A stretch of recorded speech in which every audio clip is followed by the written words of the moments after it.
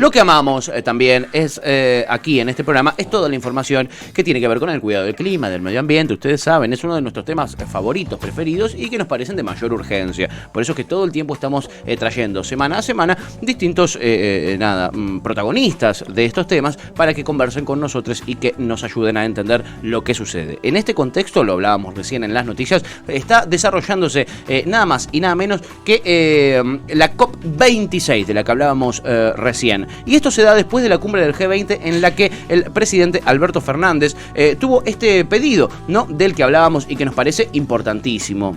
¿Cuál es ese? Bueno, el que les contábamos, que esta cuota climática sea a favor de los países que cuidan el medio ambiente y se descuente de quizás pagos que tienen que desarrollar. Hace instantes habló el ministro de Ambiente, Juan Cabandier, dijo: es imperativo que avancemos en la implementación del Acuerdo de París. Claro, porque está el acuerdo ahí cagándose de risa un poquitito.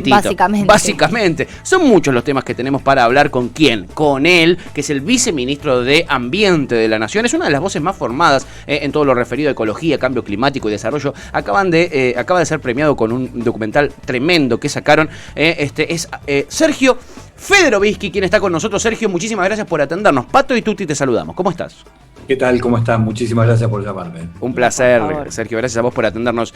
Sergio, ¿cuál es la importancia de este COP26 que se está llevando a cabo en Glasgow y que están participando diferentes figuras del Poder Ejecutivo Nacional?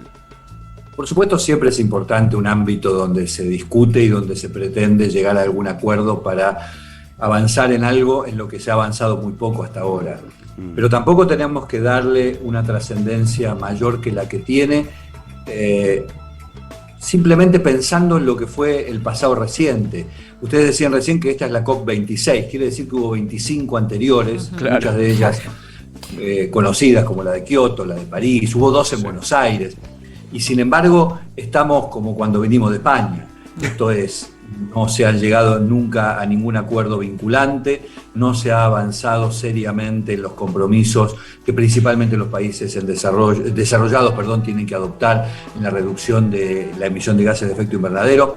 Y lo que es más grave, si uno analiza el proceso, que es lo que a mí en general me gusta hacer, sí, y ve de estos 30 años, 26 COPs, son prácticamente 30 años, sí, lo que hemos conseguido es el aumento de emisiones de gases de efecto invernadero más grande de la historia. No revertir la tendencia. Por lo tanto, no hay mucho de lo que alegrarse y, al contrario, hay mucho para rápidamente corregir todo lo que no se ha hecho o se ha hecho mal en todo este tiempo. Sergio, recién mencionabas el proceso, ¿no? Y estos últimos 30 años, independientemente de que, bueno, como decís, hemos retrocedido muy lejos de avanzar, lo que sí creo que es un avance es que hoy, por primera vez en mucho tiempo, me parece, está en agenda el tema, la cuestión climática, y está en agenda en tema macro. Hay un montón de jóvenes interesados por el cambio climático que creo que hace unos años no era tan visible. ¿A qué crees que se debe esta situación? Me parece que a un par de cosas confluyentes. Por un lado, entiendo yo que va creciendo la idea de que el paradigma de desarrollo con el cual llegamos hasta acá, que es un paradigma basado en la idea de que el progreso se obtiene a costa de la naturaleza, es un paradigma acabado. En lugar que toda época se conforma a partir de valores, y los valores del siglo XXI entiendo yo que son precisamente el medio ambiente, por esto de un paradigma obsoleto del siglo XX, fracasado en términos ambientales indudablemente, y la igualdad de género. Y en tercer lugar, porque los jóvenes son portadores precisamente de los valores del siglo XXI, entendiendo que buena parte de su frustración y su fracaso está en una mala gestión o en un mal desarrollo del razonamiento de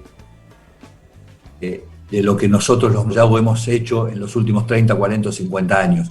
Entonces me parece que es natural que los jóvenes sean portadores de eso, no porque sean jóvenes necesariamente, sino porque están viendo que indudablemente las recetas con las que se llevó hasta acá son recetas perimidas y fracasadas.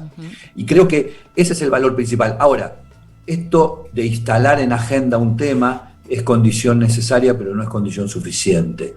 Lo que hay que ver es cómo a partir de la instalación en la agenda se logran cambios concretos en esto que yo llamaba recién un nuevo paradigma, un paradigma del siglo XXI que pueda primero instalar la cultura y luego trasladarla a hechos concretos en el sentido de que puede lograrse el bienestar, el progreso, el desarrollo económico sin que el daño a la naturaleza sea un daño colateral inevitable. Bien, es interesante, ¿no? Me quedo con lo de... Son 26 ya, COPs, como él decía, son casi 30 años que se dan estas reuniones y lo único que ha hecho es empeorar la situación. En ese sentido, ¿te parece audaz la estrategia del Poder Ejecutivo Nacional, de Alberto Fernández, ayer pidiendo canjear la deuda externa por acción climática, teniendo en cuenta que las potencias del mundo, que son los grandes prestamistas del mundo, son los que más contagian y que siguen comprometiéndose a cosas que después no cumplen? Ahora se comprometieron en el año, si no me equivoco, 2050, dejar en cero las emisiones de gases a la atmósfera. Uno se lo toma con mucho descreimiento, la verdad. Sergio, ¿te parece audaz que Argentina exponga esto? Porque en un punto lo está dejando en evidencia. Indudablemente, estoy de acuerdo, soy parte de este gobierno desde ya, y coincido además con la filosofía que está detrás de esa sugerencia o de ese pedido. La filosofía es que alguien tiene que pagar esa transición y claramente no son los países en desarrollo los que tienen que pagarla. Entonces, países como la Argentina, en donde se han contraído deudas cuya finalidad era exclusivamente especulativa o financiera, carecen de las condiciones económicas como para afrontar la transición hacia una economía basada en energías renovables. Esa transición desde una energía o un montón de criterios apoyados en los combustibles fósiles hacia energías renovables tiene un costo, y ese costo alguien lo tiene que pagar. Encima lo tenemos que pagar nosotros, que estamos endeudados en 44.000 y pico de millones de dólares como resultado de la timba financiera. Entonces la propuesta concreta es: si efectivamente la Argentina, como otros países, son capaces de realizar las inversiones correspondientes para modificar sus patrones energéticos, y esa transición además es un aporte al clima mundial, debiera ser financiada a partir de una condonación o una disminución concreta de la deuda que nos agobia. Esto es canje de deuda por acción climática. Que nadie se confunda, nadie está pensando en canje de deuda por naturaleza, regalar parques nacionales para que... No, nada de eso, sino aquellos aportes concretos que la Argentina u otros países en la situación argentina puedan hacer para disminuir las emisiones de gases de efecto invernadero, que sean de alguna manera valorizados en una reducción de la deuda externa, porque de lo contrario jamás vamos a tener las posibilidades de invertir en eso. Totalmente. Sí, yo la considero a título personal una medida muy audaz, y que veo que en un principio cuando yo lo escuché primero esto de funcionarios nuestros, de funcionarios del Poder Ejecutivo como vos, Sergio, del oficialismo, y me pareció que era como una batalla, viste, contra los molinos de viento, pero después vi que es algo que está sucediendo a nivel global, ¿no? Ya se está acabando esta dicotomía, este falso dilema como el que planteaban en el comienzo de la pandemia, que es salud o economía. También estaba ese falso dilema del desarrollo o el medio ambiente, ¿no, Sergio? Yo creo que es un falso dilema. Indudablemente llegamos hasta acá sobre la base de que ese dilema tenía que ser resuelto a favor de la economía y en todo caso que el ambiente esperara, pero ya no hay tiempo para seguir esperando. Claro. Por lo tanto, si ese dilema no es falso, hay que demostrar que es falso y hay que convencerse y buscar las herramientas para hacer, insisto, un modelo de desarrollo y de bienestar social que contenga la variable ambiental dentro de sí. Esta idea de que primero hay que ocuparse de lo urgente y después, cuando nos sobre tiempo, nos vamos a ocupar del medio ambiente, es una idea falaz que no funciona, ni ha funcionado, ni va a funcionar. Por lo tanto, es nuestra responsabilidad de encontrar ese modelo. Y lamentablemente todavía hasta en la Argentina tenemos un debate muy fuerte, porque hay quienes siguen estigmatizando a los que proponemos esto, diciéndonos, bueno, ustedes quieren volver a las cavernas, que tenga desarrollo, que tenga economía, etcétera, etcétera. Y la verdad es que si la elección es entre una cosa y la otra, todo va a ser muchísimo más difícil, porque es entre Guatemala y Guatepeor la elección. En cambio, el desafío es encontrar modelos de desarrollo que indudablemente sean sustentables y que tampoco impliquen un decrecimiento en materia del bienestar social o del progreso económico. Entiendo, sí. Sergio, ¿qué sucede cuando, en términos, incluso en el Estado se entiende la importancia e incluso se aprueban leyes como la ley de humedales, la ley de bosques, pero después es tan complejo llevarlas a cabo, ¿no? O generar el real cumplimiento de estas. ¿Qué pasa con esas cosas? Por ejemplo, la ley de humedales. Bueno, es que ahí es donde vemos que este camino no es un camino asfaltado, ni muchísimo menos, ni va a serlo. Bien. Y que discutir un modelo tan arraigado de desarrollo como el modelo del siglo XX, con un nivel de concentración poderosa de la riqueza en muy pocas manos, con una tendencia creciente a mayor acumulación de la riqueza en detrimento del resto de la sociedad, no es gratis. Y no va a ser sencillo. Fíjense que acaba de aparecer un candidato a diputado nacional que se atreve a discutir el cambio climático y a decir que el cambio climático es un invento de los comunistas. Más allá del disparate que eso significa, está señalando que hay quienes han decidido salir a militar a favor de que no se modifique el statu quo y se siga beneficiando a los que se beneficiaron siempre con esto. Yo suelo dar un dato que me parece que es muy esclarecedor, que el 71% de las emisiones de gases de efecto invernadero del planeta provienen de 100 empresas. Mira. 100 empresas con nombre y apellido son las que lanzan a la atmósfera el 71% de las emisiones de gases de efecto invernadero que provocan el cambio climático del cual nos estamos ocupando. Eso quiere decir que por detrás de las consignas ambientales, ecológicas y la buena predisposición a la conciencia individual, etcétera, lo que hay es una batalla económica muy, muy cruda.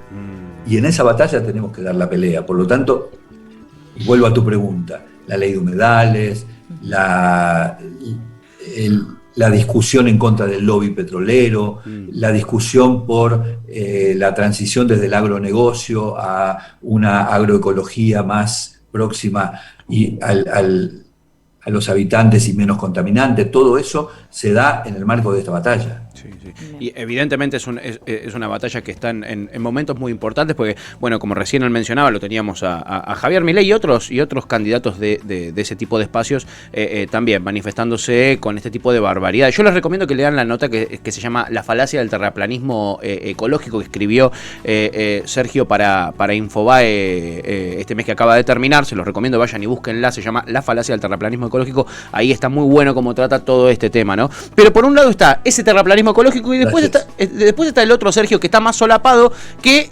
es para mí un poquito más peligroso porque está en gestión, y te estoy hablando de la ciudad de Buenos Aires, donde vivimos yo vivo en la ciudad de Buenos Aires, una cementización de la ciudad. La verdad es que cada vez tenemos menos espacios verdes. Ahora el otro día, están los vecinos de la Plaza Malaver en Ortúzar luchando porque se levantaron y le están construyendo una torre en el único espacio verde que tienen en la zona. Y a cara de piedra, a cara de cemento. A cara de cemento. No les importa nada. Es una pelea que está ahí. Siempre yo tengo la deformación de mirar las cosas desde el tamiz de la economía. No soy economista, pero entiendo que siempre detrás de las decisiones hay factores económicos y hay factores de poder que tensionan y que hacen que las decisiones vayan en una dirección y no en otra. Y que quien tome esas decisiones determina la calidad de esas decisiones y a quién perjudican o a quién benefician. Si uno mira el desarrollo urbano de la ciudad de Buenos Aires desde por lo menos el 2007 hacia acá, es bastante sencillo descubrir que ese moldeado urbano no está en manos de los sectores populares, no está en manos de los sectores progresistas, sino que está en manos de la especulación inmobiliaria. Y lo que moviliza las decisiones es dónde se gana más dinero. Indudablemente, porque no hay construcción en el sur de la ciudad, porque toda la construcción está dirigida a las torres y al crecimiento del metro cuadrado más valorizado, porque hay mucho de especulación detrás de eso, es decir, la venta de pozos para que alguien pueda hacer valer sus ahorros, pero eso no moviliza la economía de ninguna manera. con la frutilla del postre, que es pretender que el fin de la concesión de Punta Carrasco y Costa Salguero derive en la privatización lisa y llana de esa costa del río, en vez de producir espacio público. Acá, a mi juicio, hay una sutileza que yo desearía mejorar en la discusión, es que a la ciudad de Buenos Aires no específicamente le faltan espacios verdes, le faltan espacios públicos. Claro. Más allá de si sean verdes, rojos, amarillos o azules. Es cierto. Sin ir más lejos, las plazas, las pocas plazas también las cercan, ¿no? Digo, por supuesto. las Y de hecho, en la contabilidad de los espacios verdes de la ciudad de Buenos Aires, el gobierno porteño pone espacios que no son públicos, que son privados, y los contabiliza como espacios verdes. Sí, sí. El otro día me compré un paquete de acelga y creo que figuro como espacio verde de la ciudad de Buenos Aires. Sí, o una mesa de billar. Creo que el gran tema es encontrar nuevamente la senda de lo público. Y cuando se da esta discusión respecto de la privatización de Costa Salguero, a mí me resulta increíble que no estemos discutiendo el acceso al Río de la Plata. Está privatizado el acceso al Río de la Plata, la ciudad de Buenos Aires no tiene más costa, desapareció la costa del Río de la Plata y solamente existe un pedazo de río para que lo puedan disfrutar los que tienen la posibilidad de comprarse una torre de $6.000 el metro cuadrado en Puerto Madero. Increíble. Claro. Esas cosas hay que discutir en la ciudad de Buenos Aires. Sí, sí, es realmente importante, ¿no? Sí. Que se visibilice. Bueno, el cerco mediático que protege a Rodríguez Larreta hace que sea difícil quizás entrar en estas discusiones, pero hay que darla. Lo que hay que decir es que hay mucho pasto sintético y laguna artificial, ¿no? Que puede contar como espacio verde, ¿no? Totalmente, totalmente. Sí, y la playa esa puesta frente a un río contaminado. Sí, maravilloso. Déjenme hacer un pequeño paréntesis. Sí. Es verdaderamente imposible que el río deje de estar contaminado si nadie lo usa, si cada vez está más lejos. ¿A quién le va a interesar descontaminarlo? Tal cual, ¿a quién le va a interesar? Sergio, la verdad es que son infinitas la cantidad de temas que nos gustaría conversar con vos. Esta semana justo presentaron el proyecto de ley de envases, que es importantísimo. Estamos avanzando en terminar con los basurales a cielo abierto, que son un flagelo tremendo para el ambiente, para la gente. Me parece... Es un gran tema el de la ley de envases, y justamente va en esa misma dirección. Sí, ¿no? ¿Quién tiene que pagar la transición hacia una economía ambientalmente sustentable? Y la manera de hacerlo, entendemos nosotros, es aplicando el criterio de la responsabilidad extendida del productor. Esto es, aquel que pone un envase o un producto X, un neumático, una computadora en el mercado, tiene que hacerse cargo de ese producto cuando ese producto se convierte en residuo.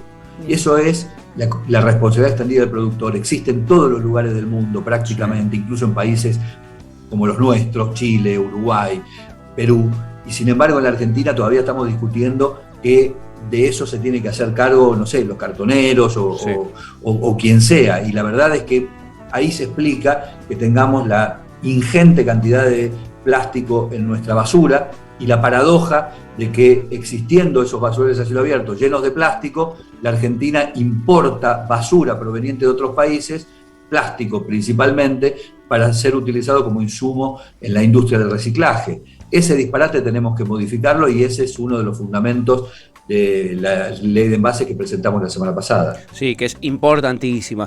Sergio, te tendríamos acá, mira, 1 hora, pero sabemos que estás a full, te vamos a dejar tranquilo, porque uno lo conoce, Sergio, de ser de biólogo, es periodista ambiental. Yo les recomiendo, la verdad, es que, miren Punto de No Retorno, documental premiado que acaban de realizar. La verdad es que siempre Sergio ha sido un referente en estos temas, nos enorgullece que esté allí en el Ministerio de Ambiente, finalmente una persona que sabe y que se toma un tiempito para hablar con medios como nuestros tan interesados en estos temas. Sergio, un abrazo enorme y ojalá prontito volvamos a hablar. Abrazo grande. Un gustazo. Les mando un beso grande. Muchísimas gracias por llamarme. A vos, Sergio.